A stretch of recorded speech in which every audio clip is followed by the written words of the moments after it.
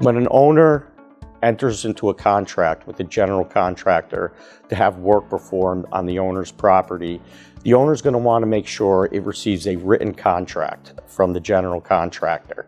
That written contract should define the scope of work to be done. It should define the amount to be paid the general contractor for the work, and it should contain dates of performance, a start date and a completion date.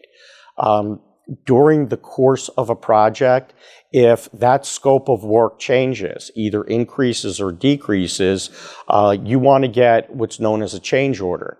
That change order is going to define the scope of the work that's changing, and it's going to define the amount of money associated with that change. So if the scope of work is decreasing, there could be a credit there.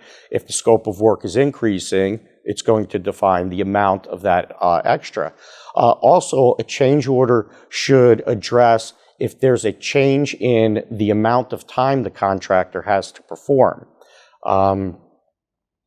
When making payments to a general contractor, the owner needs to make sure they protect their interest under the Mechanics Lien Act by getting a contractor sworn statement and lien waivers from the general contractor.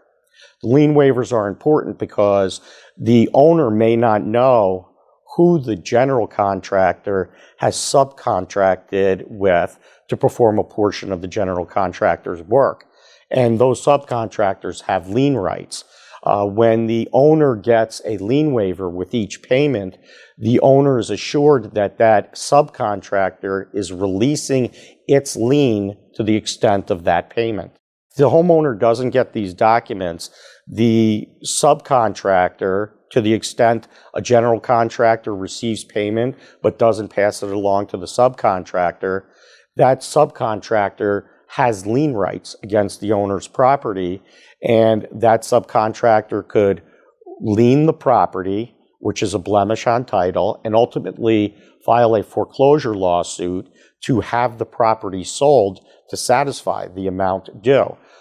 And in some situations, in order to prevent the sale of the property, the owner could be forced to pay twice for the same work where the owner doesn't receive a lien waiver.